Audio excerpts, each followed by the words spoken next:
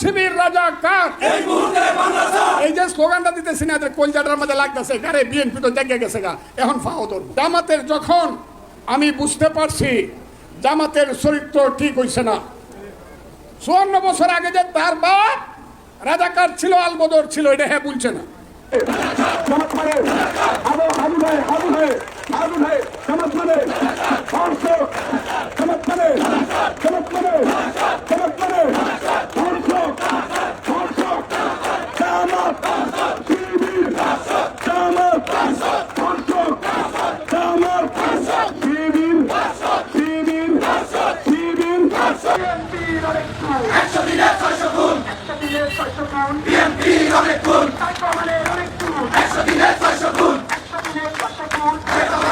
আপনাদের অপকর্মের কারণে দেশপ্রেমিক রাজনৈতিক সংগঠনগুলোর নেতা কর্মীরা 28 আগস্ট কিভাবে রক্ত দিয়েছে ঢাকার রাজপথে বাংলার মানুষ সে কথা ভুলে যায় নাই।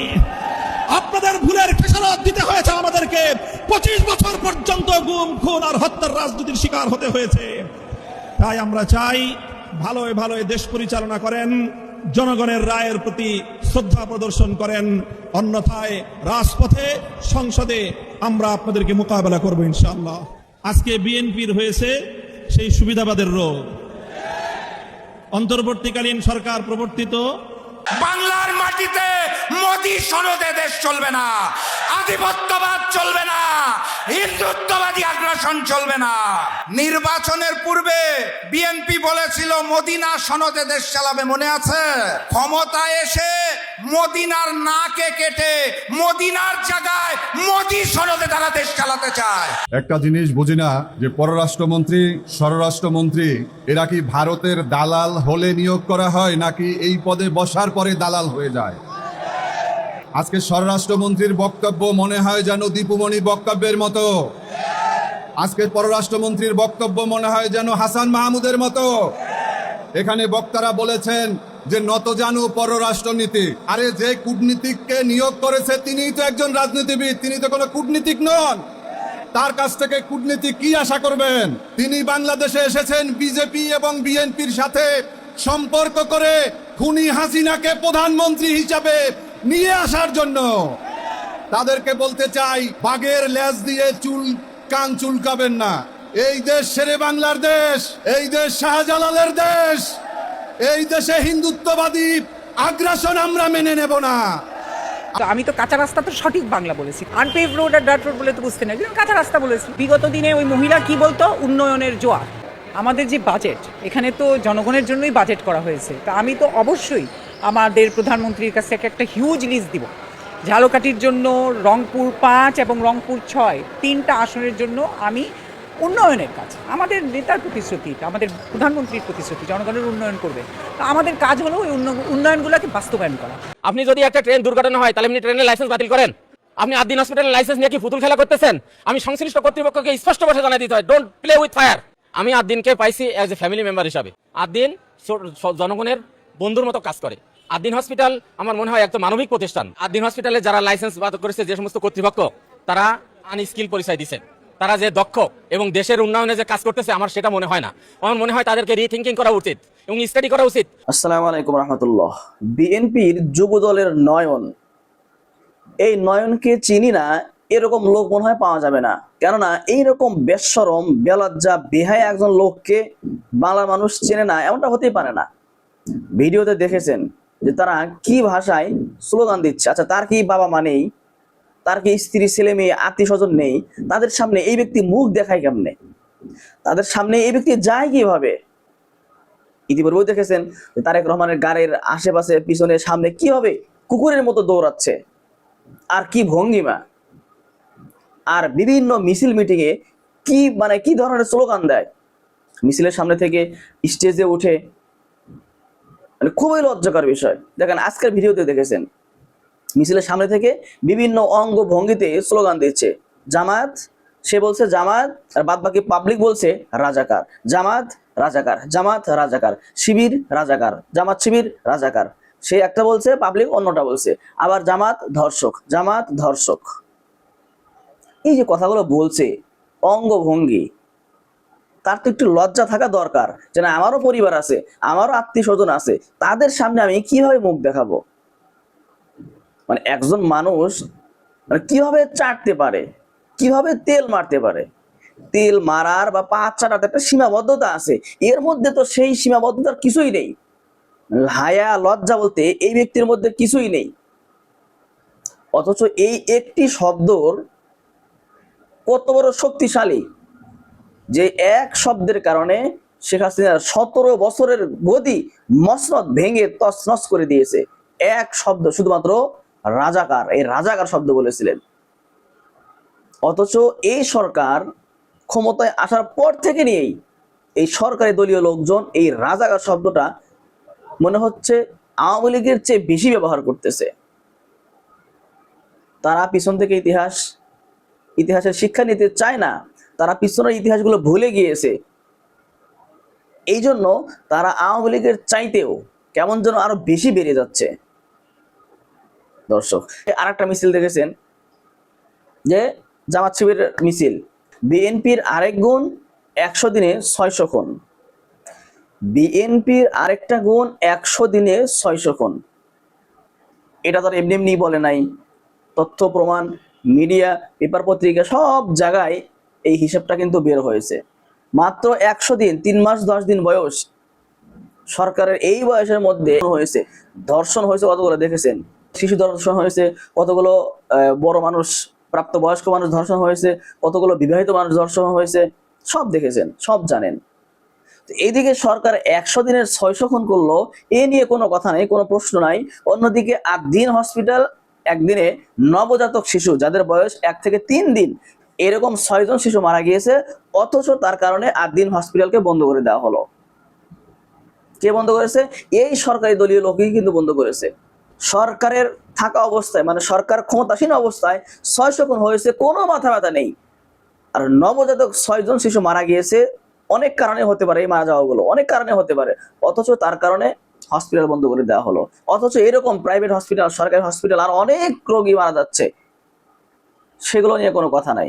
আদ্দিন হসপিটাল নিয়ে মাথা ব্যথা কেন? আদ্দিন হসপিটাল জামাতের, এইটাই হলো সবচেয়ে বড় সমস্যা, যে আদ্দিন হসপিটাল জামাতের। ইসলামী বাগ নিয়ে কি নাটক চলছে দেখছেন, আবার আদ্দিন হসপিটাল নিয়ে কি একটা নাটক চললো।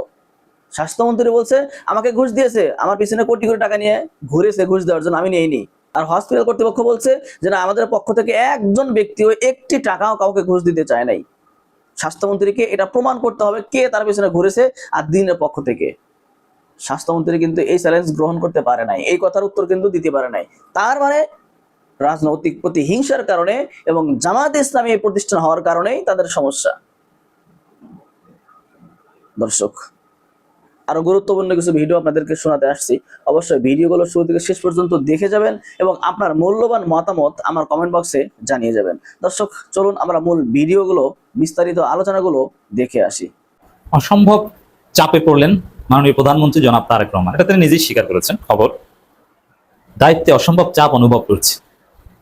দেখেন, এখানে তিনি হয়তো একটা সেন্সে বলেছেন, এটা নানান সেন্স হতে পারে, যে না অনেক দায়িত্ব, আরাম নাই, কষ্ট, কিন্তু প্রধানমন্ত্রী হিসেবে এটা বলতে পারেন, এটা ছেলে খেলা নয়। আপনি অসম্ভব চাপ অনুভব করছেন, তাহলে আপনি প্রধানমন্ত্রী করছেন কেন? রাষ্ট্রনায়ক যখন বলেন, যার হাতে আমাদের স্বাধীনতা সার্বভৌমত্ব, পুরো বাংলাদেশের ড্রাইভিং যার হাতে, তিনি যদি বলেন যে ভাই পারছি না, আমার ঘুম আসছে, যেমন আপনি কক্সবাজার যাচ্ছেন, সেই অথবা গহীন পাহাড়ি রাস্তা, ডেঞ্জারাস রাস্তা, তা আপনি বললেন, ড্রাইভার বললেন, অনেক যাত্রী, ভাঙাচুরা রাস্তা, বললেন যে আমার ঘুম আসছে, আর পারছি না, তখন যাত্রীদের মনের মধ্যে কি অবস্থা হয়? এটা কি বলা উচিত? আর যদি ঘুম আসে তাহলে কি ড্রাইভিং করা উচিত না? প্রধানমন্ত্রীকে হতে হবে সজাগ, সতর্ক, এবং কখনো যদি মনে করেন যে আমি পারছি না, সাথে সাথে দায়িত্ব ছেড়ে দেওয়া উচিত। কারণ প্রধানমন্ত্রীত্বের চাইতে কঠিন কোনো কাজ আর নাই, দেশ চালানোর চাইতে কঠিন কোনো কাজ আর নাই। কঠিন কাজ কি মহাকাশে যাওয়া? না, মহাকাশে যাওয়া ওটা প্রধানমন্ত্রীর অধীনে, ওইটারও নেতা। আপনি মহাকাশে যাবেন, ওইটারও নেতা প্রধানমন্ত্রী, ওটাও প্রধানমন্ত্রী অনুমোদন লাগে, এবং প্রধানমন্ত্রী ভেবে চিন্তা অনুমোদন দেয় যে অ্যাক্সিডেন্ট হলে কি হবে, আমার বিজ্ঞানীরা তো মারা যাবে, মারা গেলে কি, তারপরে মহাকাশে যাওয়ার সিদ্ধান্তটাও প্রধানমন্ত্রীর বা হেড অফ দি গভর্নমেন্টের অনুমতি ছাড়া কেউ মহাকাশেও যেতে পারে না। আমি উদাহরণ দিলাম তার। সেই জায়গায় আপনি পাচ্ছেন না, চাপ অনুভব করছেন, তাহলে আপনি দায়িত্ব পালন করছেন কেন? বাস্তবে শুধু ওই ব্যক্তিগত ব্যস্ততার দিক থেকে আগে লন্ডনে একটা রুমের মধ্যে ছিলেন, আরামে ছিলেন, জাস্ট ফোনে কথা বলতেন আর ভিডিওতে কথা বলতেন, বাইরে খুব কম যেতেন। এটা একটা চাপ অনুভব, মানে সেই জায়গা থেকে এখন আপনি দায়িত্ব পালন করছেন, বাইরে যেতে হয়, অফিসে যেতে হয়, এই চাপ অনুভব এটাও বলতে পারবেন না।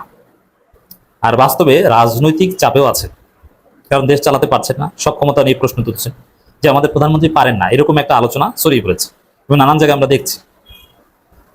এই যে ভারত আমাদেরকে পাগলের মতো চেতায়, পুশিন করে, মাননীয় প্রধানমন্ত্রীর উপদেষ্টাকে ঘাট ধাক্কা দিয়ে অপমান করে দিল্লি বের করে দেয় বা পাঠিয়ে দেয়, এটা প্রধানমন্ত্রীকে অপমান করা। আবার আমাদের প্রধানমন্ত্রী গুঞ্জন আছে, আই এম নট শিওর, যে মার্কিন যুক্তরাষ্ট্রের ভিসা তিনি এখনো পান নাই। চাপে তো থাকবেনই। হ্যাঁ, মার্কিন যুক্তরাষ্ট্রের স্যাংশন থাকলেও, ভিসা না পেলেও ডেলিগেট মেম্বার হিসাবে জাতিসংঘের অধিবেশনে যাওয়া যায়, একটা নির্দিষ্ট এলাকার মধ্যে থাকতে হয়। যেমন এই যে বেনজির, র্যাবের প্রধান, বেনজিরের উপর কিন্তু মার্কিন স্যাংশন ছিল, কিন্তু হাসিনা বেনজিরকে নিয়ে নিউ ইয়র্কে গেছে এবং সেখানে একটা নির্দিষ্ট এলাকার মধ্যে সংবর্ধনাও তাকে দিয়েছে, নাগরিক সংবর্ধনা।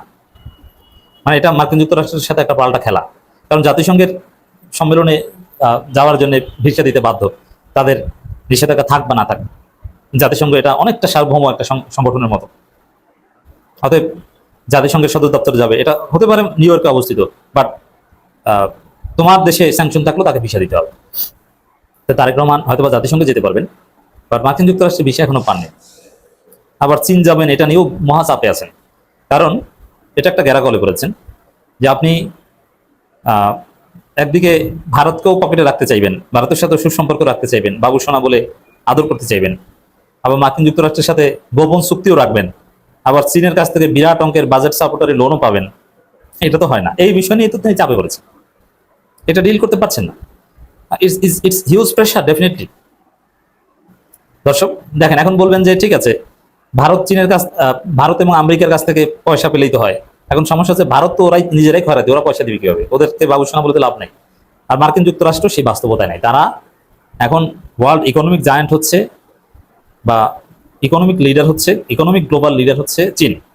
পৃথিবীর একমাত্র দেশ চীন যে অন্যকে পয়সা দিতে পারে। মার্কিন যুক্তরাষ্ট্র নিজেরাই হিউজ $1 ট্রিলিয়ন লোনে জর্জরিত, তারা লোন দিবে কিভাবে? আর চীনের লোন নেয়, চীন মানুষের লোন দেয়, বুঝছেন?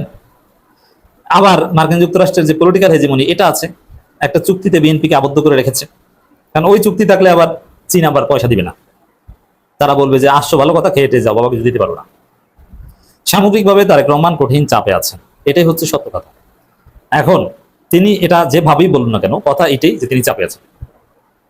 এবং এই চাপের ফল এবং এই যে ভুল রাজনীতি, যে আমেরিকার সাথে গোপন চুক্তি থাকবে আর ভারতকে বাবুসোনা বলে পকেটে রেখে তারপরে চীনে যে কিছু পাবেন, এই যে ভুল চিন্তা, এই ভুলের মজা, প্রায়শ্চিত্ত, ফলাফল 1 মাস পরেই টের পাবেন, খেলা ঘুরে যাবে। 1 মাস পরে তারেক রহমান প্রচন্ড বিব্রত করে একটা পরিস্থিতি পাবেন কয়েকটা দিক থেকে। নাম্বার 1, যেমন এই যে বেনজির আহমেদ, বেনজিরকে গ্রেপ্তার করা হয়েছে দুবাইতে। এখন এই গ্রেপ্তারকৃত বেনজিরকে দেশে ফিরিয়ে আনা অত্যন্ত কঠিন হবে। যদি আনতে পারেন ওয়েলকাম, যদি না আনতে পারেন এটা তারেক রহমানের জন্য ব্যাকফায়ার করবে, তখন আওয়ামী লীগ এটা নিয়ে খেলবে। আরে ওটা তো আমরা তারেককে বোকা বানিয়েছি, এবং বেনজির তখন খুব সাহসী হয়ে যাবে। এবং হতে পারে, কারণ দুবাই সরকারের সাথে ভারতের চমৎকার সম্পর্ক, মোদি বলে দিলে বেনজিরকে ছেড়ে দিবে, ভারতকে বাংলাদেশের সাথে দিবে না। এবং এই যে ক্রেডিট নেওয়ার চেষ্টা করেছিল ওটাও ব্যাকফায়ার করবে। হ্যাঁ, বেনজিরকে গ্রেপ্তার করেছো, কিছুই না, আসলে কিছুই না, যদি না আনতে পারে, ফেরত না আনতে পারে। এবং সেটা 1 মাসের পরীক্ষা, এমন না যে আপনি আজীবন চেষ্টা করে যাবেন, আপনার টাইম 1 মাস। না আনতে পারলে বুঝবেন যে অবস্থা রাখে। তারপরে বাজেট দিয়েছেন, সুন্দর বাজেট, এই বাজেটের বিরুদ্ধে কথা বলার কিছু নেই, অসাধারণ বাজেট, কিন্তু এই বাজেট বাস্তবায়ন করতে পারবেন কি পারবেন না এটা বোঝা যাবে চীন সফরের পর। চীন সফরের পর দেখা যাবে যে চীন কোনো লোন দিতে রাজি হয়েছে কি হয়নি, আর লোন দিতে রাজি হলে হবে না সেটা ডিসবার্স করছে কিনা, এটা যেহেতু বাজেট সাপোর্টারি সেটা 1 মাস পর বোঝা যাবে, অথবা চীন সফর কয়েকদিন পর। কিন্তু ডিসবার্স করবে কিনা এগুলো আগামী 1 মাস পর মোটামুটি স্পষ্ট হবে। আর বাজেটে যে সুন্দর সুন্দর মিঠা মিঠা উপাদান আছে এটা আসলে বাস্তবায়ন হচ্ছে কিনা, না সবকিছু উলটপালট হয়ে যাচ্ছে, এটাও 1 মাস পর মোটামুটি বোঝা যাবে। আবার 5 আগস্ট আসছে, আওয়ামী লীগ ষড়যন্ত্র করবে, আর বাজেটের প্রতিক্রিয়া 1 মাস পর শুরু হবে, যেটা সাথে সাথে হওয়ার কথা ছিল, সাথে সাথে হাওয়াটা থেকে বেঁচে গেছে, কারণ তারা সুন্দর বাজেট দিতে পেরেছে। এখন বাস্তবায়ন, ওই লোন পেলে তো ভালো, লোন না পেলেই ধরাটা খাবে। তো এই জন্যে তারেক রহমান সত্যিকার অর্থে বহুমুখী চাপে আছেন। এবং জুলাই সনদ বাস্তবায়ন এই প্রশ্নেরও সুরাহার শেষ সময় 6 মাস, যেহেতু মেয়াদ 6 মাসও শেষ হয়ে আসে, সব বিপদ তারেক রহমানের উপর একসাথে পড়বে। 1 মাস পর খেলা ঘুরে যাবে, মজা বুঝবেন। যদি এনসিপি এই দলটা যদি না হইতো, এনসিপি নামের দলটা, তাহলে কি হইতো? এতদিনে আমরা ভুইলা যাইতাম, হ্যাঁ, মুইছা ফেলতো। এনসিপি এই দলটা হওয়ার কারণেই কিন্তু এখনো জুলাই বেঁচে আছে, জুলাই নিয়ে কথা হয়। যখনই আমরা দেখি চীনে যাচ্ছে বা ইংল্যান্ডে যাচ্ছে হাসনাত আবদুল্লাহ এবং সাদেক কাইয়ুম, ওদের দেখলেই মনে হয় জুলাই বেঁচে আছে। এনসিপি নামের দলটা যদি না হইতো, ওরা যদি 5-6 জন সংসদে না যাইতো, তাহলে কেউ মনে রাখতো?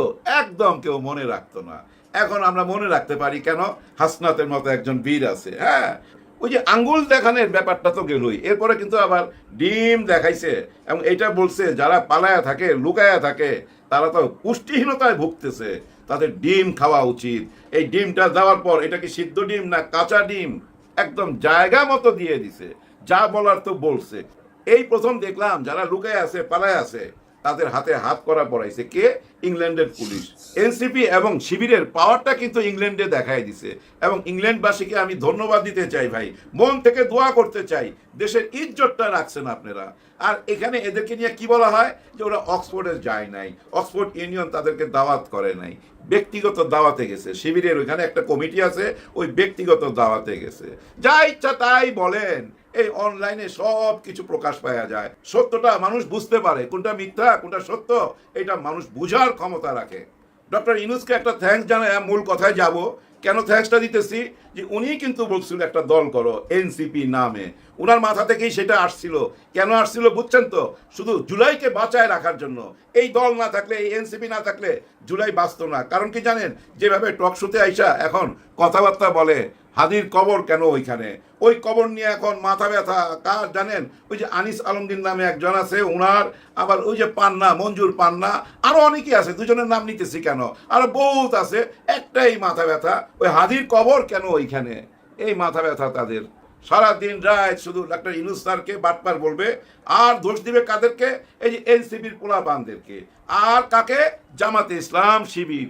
এইটুকুই তাদের সীমাবদ্ধতা, এইটাই তাদের চিন্তা ভাবনা। কিন্তু আমাদের চিন্তা ভাবনা তো ওরকম না, আমরা সব বুঝতে পারি, জনগণ সব বুঝতে পারে। ভাই ব্রাদার, দেখেন কিভাবে আমরা বুঝতে পারি, একটুখানি আলাপ করলেই বুঝতে পারবেন। সেটা কি জানেন?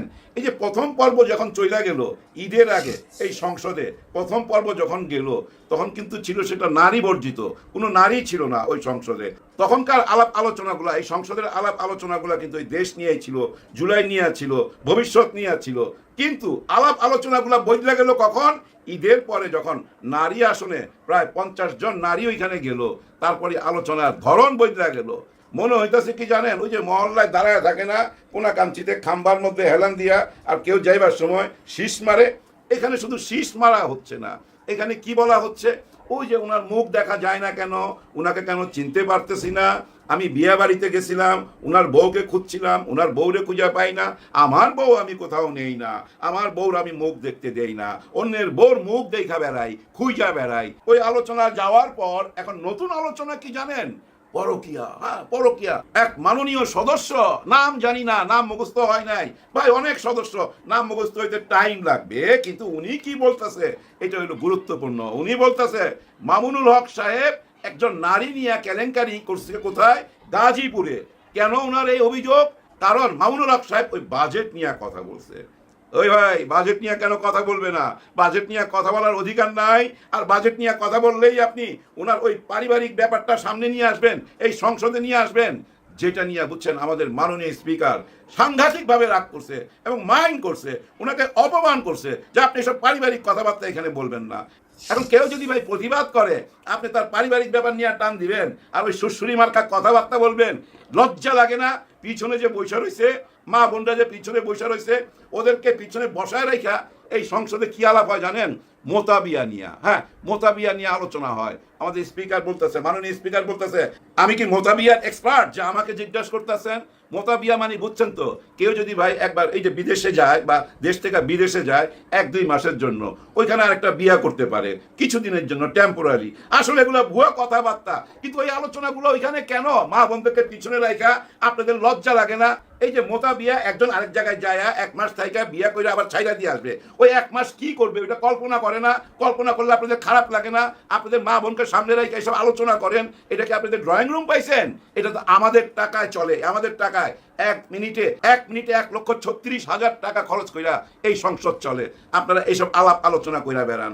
ভাই বেড়াদার, এই সংসদের পাশে অনেক এমপি থাকার জায়গা আছে, ওনাদের বাসস্থান, ছেলে মেয়ে নিয়ে থাকে।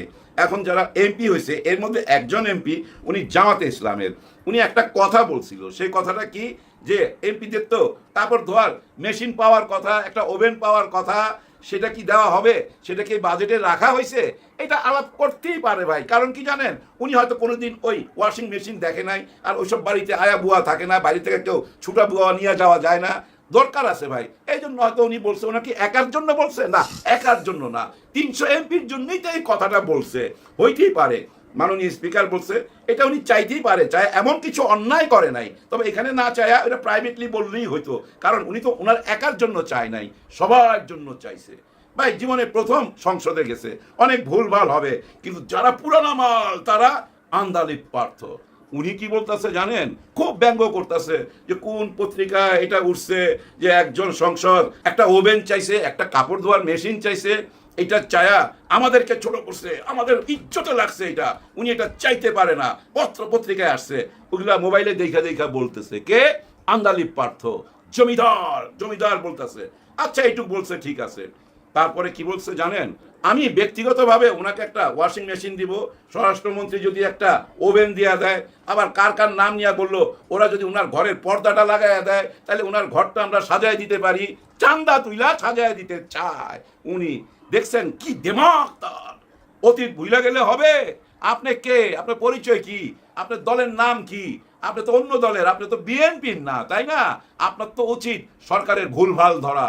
আপনি না ধইরা আপনি কেন এই ধরনের কথা বলতেছেন? এই ধরনের কথা বললে তো মানুষ মনে করবে, হায় হায় এই লোকটা কি দালাল হয়ে গেল। হ্যাঁ ভাই, এরকম ভাবতে পারে তো। কারণ কি জানেন, উনি দেশ ফেস নিয়ে কোনো কথা বলে না, উনি সারাক্ষণ আছে ওই জামাতের দিকে। একবার বলছিল না কি গাত্র দেওয়া হয়, 71 সামনে আসলে কি গাত্র দেওয়া হয়, অলওয়েজ ভাই অ্যাটাক করতে থাকে। চিন্তা করেন, এইটাই হলো আমাদের বর্তমান সংসদ। একেবারে গলির মোড়ের যে ওই যে আড্ডাখানা আছে না, ওই আড্ডাখানার মতো হয়ে গেছে সবাই কথাবার্তা। যার জন্য বললাম সংসদের ভিতরে এবং সংসদের বাইরে একই রকম হয়ে গেছে। এই যে সংসদের বাইরে নয়ন নামে একজনকে দেখেন না, কেমন কেমন জানি করে, সারাদিন লাফায়, কিন্তু একটা কিছু পাইছে, দৌড়াদৌড়ি করে একটা কিছু পাইছে। ওকে ভাই, নেতার মতো চলাফেরা করো, নেতার মতো কথা বলো। সারা দিন রাত একই কথা, শিবির নাকি ধর্ষণ করে বেড়ায়, শিবির ধর্ষণ করছে, মিছিল বাইর করে ওই একই কথা বলতেছে, শিবির হচ্ছে ধর্ষণকারী, এদেরকে পাকিস্তান পাঠায় দিতে হবে, জামাত ইসলামকে ধৈরা ধৈরা পাকিস্তান পাঠায় দিতে হবে। দিন রাত 24 ঘন্টা ওই একই কথা। ওরা কিন্তু বেশি টক শোতে ডাকে না, কারণ ওই স্ট্যান্ডার্ড না, কথা বলতে পারে না, আবুল তাবুল কথাবার্তা বলে, যে কথাগুলো মানুষ বিশ্বাস করে না। কিন্তু টক শোতে আরেকজনকে ডাকে, ওর আবার কথা বলার অভ্যাস আছে। সে কে জানেন? ওই যে আমারে বাঁচাও, আমারে বাঁচাও, আমারে বাঁচাও। হায় হায়, কেরম শুকনা টুকনা চেহারা ছিল, আমারে বাঁচাও, আমারে বাঁচাও বইলা ওই যে উত্তরায় চিল্লাইতা ছিল, তখন ছিল সে মজলুম, জালিমের আক্রমণে তখন বলতাছিল আমারে বাঁচাও, আমারে বাঁচাও। এখন কিন্তু সে আবার জুলুমবাজ হয়ে গেছে। হ্যাঁ ভাই, এখন সে জালিমের পক্ষে চলে গেছে, জুলুম করতেছে ভাই। উনার প্রতিটি কথার মধ্যে জুলুম তো, অত্যাচার তো। মানুষকে এত ছোট করে কথা বলে ভাবা যায় না। এর আবার রাস্তা দ্বারায় বলতে হয় না, একে আবার সমস্ত টকশোতে ডাকে। আর টকশোতে আলোচনা ওই একটাই, জামাত ইসলামকে নিয়া, 71 নিয়া, হাদিকে নিয়া, এনসিপি কে নিয়া, এই তো আলোচনা। আরেকজনকে বিশ্ববাটপার ডক্টর ইউনূস। আরে ভাই, ডক্টর ইউনূস না থাকলে তো অনেক আগেই মায়ের ভোগে চলে যাইতা। এখনো যে টিকে আছো না, ওই ডক্টর ইউনূসের কারণেই তো টিকে আছো। এখনো যেটুকু আগাই যাচ্ছে না দেশ, ওই ডক্টর ইউনূসের কারণে। দেখেন না ভাই ব্রাদার, এই বাজেটের মধ্যে, এটা বইলা বিদায় নিতেছি, সময় নষ্ট করুন না। এই বাজেটের মধ্যে একটা জিনিস আছে, অনেকেই খেয়াল করছেন, অনেকেই খেয়াল করেন নাই। সেটা কি জানেন? এই মুক্তিযুদ্ধ মন্ত্রণালয়ের ভিতরেই আরেকটা দপ্তর থাকবে, ওই মুক্তিযোদ্ধার আন্ডারে আরেকটা দপ্তর। সেটা কি? এই জুলাই যোদ্ধাদের নিয়া, জুলাইতে যারা শহীদ হয়েছে তাদের নিয়া। মুক্তিযোদ্ধাদের যেভাবে ভাতা দেওয়া হয় 20,000 টাকা কইরা, এই জুলাই যোদ্ধাদেরকে, জুলাই শহীদদেরকেও ঠিক তেমনি ভাবে মাসে মাসে ভাতা দেওয়া হবে। এই জিনিসটা অনেকে মিস করছেন। এর মানে কি জানেন? সরকার তো স্বীকৃতি দিলই জুলাইকে, দিল না ভাই? এইটা যখন সংসদে তুলে ধরবে সরকার পক্ষ বিরোধী দল সবাই তো হ্যাঁ বলবে, তার মানে এটা আইনগতভাবে পাকাপোক্ত হয়ে যাচ্ছে। এই ব্যাপারটা ভালো ছিল না ভাই? অনেক ভালো ছিল। যেমন আমাদের এই যে প্রধানমন্ত্রী দেখেন আজকে একটা কথা বলছে, খুবই গুরুত্বপূর্ণ কথা, এই কথাটা আমাকে ভাবায় তুলছে। সেই কথা কি জানেন? উনি বলতেছে আমার হাড় তো এখনো বাঁকা, হ্যাঁ এখনো বাঁকা, এখনো সেটা ব্যথা করে, কিন্তু আমি যদি সেটার প্রতিশোধ নেই তাহলে কি আমার এই হাড়ের ব্যথা, মেরুদণ্ডের ব্যথা কমে যাবে? কমে যাবে না। উনি কি বুঝাইতে চাইলো? তার মানে কি উনি প্রতিহিংসার রাজনীতি চায় না। এরকম একটা কথা উনি কিন্তু লন্ডন থেকেও বলছিল। এই যে অনলাইনে কথা বলার সময় সাবেক অনেক সেনা কর্মকর্তা কথা বলতেছিল না, তখন একজন সেনা কর্মকর্তার সাথে কথা বলছিল, কি বলছিল? যে আমি আপনার সাথে কোনো একটা টাইমে খারাপ ব্যবহার করেছি, এই জন্য আমি সরি বলছিল কিন্তু তারেক রহমান সাহেব। তার মানে কি এটা তো তখনই বুঝাই দিছে যে আমাকে যারা তোমরা আঘাত করছো, আমাকে যারা তোমরা অত্যাচার করছো, সেটা আমি ক্ষমার চোখে দেখতেছি। এখনো সেই কথাই তো তুইলা ধরলো। তার মানে উনি যদি প্রতিহিংসার রাজনীতি না চায়, আপনারা কেন প্রতিহিংসার রাজনীতি করতেছেন? আপনারা কেন সংসদে ওই প্রতিহিংসা, ওই হেটনেস, ওই ঘৃণা কেন প্রকাশ করতেছেন? এবং আপনাদের যে একটা ফেরিওয়ালা বাহিনী আছে না, যারা ওই যে ফেরি কইরা বেড়ায় টক শুতে, তারাও কিন্তু একই কাজ কইরা যাইতেছে। বারবার ওই জুলাইকে মুছার জন্য উইঠা পড়া জায়গা গেছে। ওই যে চিটাগাঙ্গে যেভাবে ড্রাফিলি মুছতে চাইছিল না জুলাই, প্রত্যেকটা দেওয়ালে দেওয়ালে, ওই দেওয়াল থেকে মুছতে চাওয়া মানে কি জানেন? মানুষের মন থেকে মুছতে চাওয়া। এই চেষ্টাটাই তো করা হয়েছিল। এনসিপি যদি গঠন না হইতো তাহলে অনেক আগে মুছা যাইতো। যাই হোক, উপরওয়ালা যা করে ভালোর জন্য করে। আগামী দিনগুলো কি আসতে যাচ্ছে একটু অপেক্ষা করি। সামনেই কিন্তু সেই আগস্ট মাস। হ্যাঁ ভাই, ওই আগস্ট মাসটা মাথায় রাখেন। যা কিছু হবার ওই আগস্ট মাসেই হয়ে যাবে। আমি বলতে চাচ্ছি জুলাইয়ের কথা, গণ অভ্যুত্থানের কথা, আমাদের সেই 70% ভোটের কথা, যা কিছু হবে ওই আগস্ট মাসেই হয়ে যাবে ইনশাল্লাহ। আগস্টের জন্য আমরা অপেক্ষায় থাকি, আগস্টের জন্য ওনারাও অপেক্ষা আছে। শেখ হাসিনাও কিন্তু বলছিল আগস্ট মাসের 15 তারিখে না 19 তারিখে বাংলাদেশে আসবে। আমরাও আগস্ট মাসের জন্য অপেক্ষায় আছি। এই মাসই বইলা দিবে, এই আগস্ট মাসই বইলা দিবে বাংলাদেশ কোন দিকে যাচ্ছে। সবার জন্য সবাই দোয়া করবেন। আল্লাহ হাফেজ। এতক্ষণে আমাদের সাথে থাকার জন্য ধন্যবাদ। ভিডিও দেখেছেন, ভিডিওর বিষয়ে আপনার যে কোনো মতামত থেকে থাকলে অবশ্যই ভিডিওর কমেন্ট বক্সে জানিয়ে যাবেন। দর্শক, আবার বলছি, যারা এখনো আমার চ্যানেলটি সাবস্ক্রাইব করেননি, চ্যানেলটি সাবস্ক্রাইব করে পাশে থাকা বেল আইকনটি বাজিয়ে রাখবেন। আর যারা ইতিমধ্যে চ্যানেলটি সাবস্ক্রাইব করেছেন সকলকেই আবারও অসংখ্য অসংখ্য ধন্যবাদ। সবাই ভালো থাকবেন, সুস্থ থাকবেন। আবারও দেখা হচ্ছে পরবর্তী কোনো ভিডিও নিয়ে।